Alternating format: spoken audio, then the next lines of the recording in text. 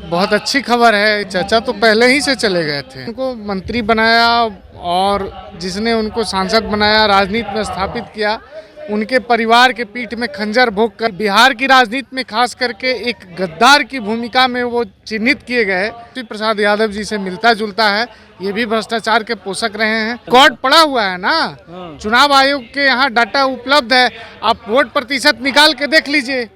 तो हमारी पार्टी का जनाधार लगभग 10% के आसपास रहा है, सिर्फ लोक जनशक्ति पार्टी का। मुसलमान नाराज होगा। वक्फ में आप बताइए, किसी को किसी अधिकार से वंचित किया गया है? लूट का इतिहास उनका रहा है, चोरी भ्रष्टाचार अपराध में उनका परिवार संलिप्त रहा है। पूर्व केंद्रीय मंत्री और राष्ट्रीय लोक जनशक्ति पार्टी के राष्ट्रीय अध्यक्ष पशुपति पारस महागठबंधन का हिस्सा हो सकते हैं, क्योंकि उन्होंने एनडीए छोड़ दिया है। तेजस्वी को अब मुख्यमंत्री बनाएंगे। इस पर बातचीत करने के लिए हमारे साथ लोक जनशक्ति पार्टी रामविलास के प्रवक्ता मनीष जी हैं। क्या कहेंगे मनीष जी? अब तो चचा जो हैं वो चले गए हैं तेजस्वी के साथ। चाचा तो पहले ही से चले गए थे, आज नए नहीं गए। नहीं, उन्होंने घोषणा किया है मंच से, एनडीए छोड़ दिया है। तो बहुत बहुत अच्छी खबर है, शुभकामना है उनको, जहाँ जाएं। हम लोगों को तो मुक्ति मिली। एनडीए में वो पहले भी नहीं थे, एनडीए में विचार से वो नहीं थे, एनडीए के विचार से उनका विचार मिलता भी नहीं है। और वो पूरी तरह से अगर चली गए, एनडीए छोड़ने की घोषणा कर दी और महागठबंधन में गए हैं, तो महागठबंधन से उनका भी आचरण मिलता जुलता है। जिस तरह से वो अपने निर्माता, जिसने उनको मंत्री बनाया और जिसने उनको सांसद बनाया, राजनीति में स्थापित किया, उनके परिवार के पीठ में खंजर भोंक कर, उनकी पार्टी को तोड़कर और बिहार की राजनीति में खास करके एक गद्दार की भूमिका में वो चिन्हित किए गए। और वो उनकी विचारधारा लालू प्रसाद यादव जी और भ्रष्टाचार के नए युवराज आदरणीय तेजस्वी प्रसाद यादव जी से मिलता जुलता है, ये भी भ्रष्टाचार के पोषक रहे हैं। तो दोनों समान विचारधारा के लोग एकजुट हुए हैं। अब सब मिलकर राहुल गांधी जी के नेतृत्व में आलू से सोना कन्वर्ट करेंगे और सोना इकट्ठा करके फिर अगले चुनाव के लिए रखेंगे। तो कुछ बचा है नहीं इनके पास। कि कुछ बचा नहीं है, लेकिन कैसे जो है आप लोग जीत पाइएगा? उधर कांग्रेस है, तेजस्वी यादव हैं, माले है, आपके चचा चले गए हैं उस तरफ।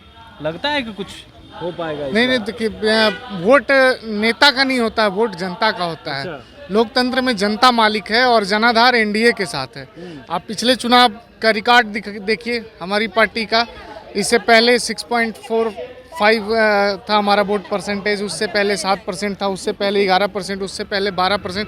तो हमारी पार्टी का जनाधार लगभग 10% के आसपास रहा है, सिर्फ लोक जनशक्ति पार्टी का।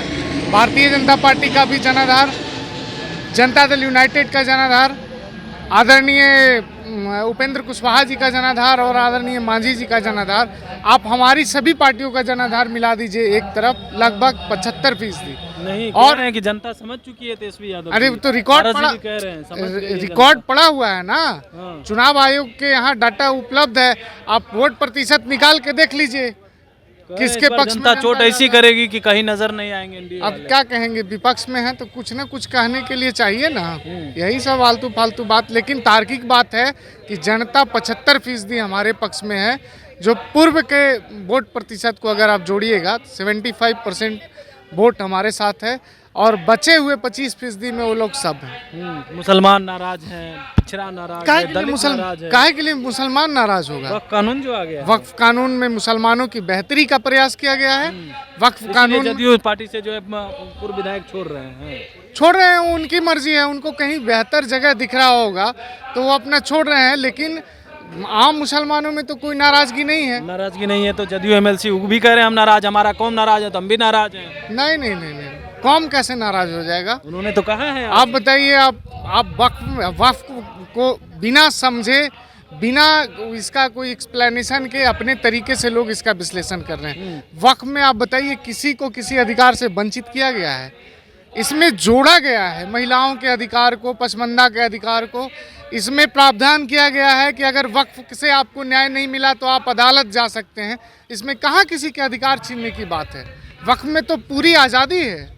और वक्फ में जो पहले से उन लोगों को अवसर नहीं प्राप्त था, आप बताइए, वक्फ की प्रॉपर्टी कोई 50 रुपये में किराया, आज भी कोई 200-300 में किराया लगा दे रहा है। अगर बोर्ड सही तरीके से संचालित होगी, सरकार के संरक्षण में रहेगा, सरकार का नियंत्रण उस पर होगा, तो कोई वक्फ का मठाधीश, कोई वक्फ का इमाम इस प्रकार का गलत काम करने से तो डरेगा, उसके ऊपर एक नियंत्रण होगी। तो ये कहाँ, इसमें कहीं कोई गलत नहीं है। और आम मुसलमान, गरीब मुसलमान सब खुश हैं, जो लोग हैं वो कह रहे हैं खुश हैं। उधर तेजस्वी यादव कह रहे हैं कि एनडीए के जो नेता हैं और खास करके जो सरकार में मंत्री हैं वो तो लूट मचा रखे हैं, 30% कमीशन लेते हैं। चोर बोले जोर से, लूट का इतिहास उनका रहा है, चोरी, भ्रष्टाचार और अपराध में उनका परिवार संलिप्त रहा है और दूसरे को दोषी कह रहे हैं। अब सर्वविदित है, पूरे दुनिया का सामने है कि अब ईडी सीबीआई के दफ्तर का काहे को चक्कर लगा रहे हैं भाई, बहुत पाक साफ है।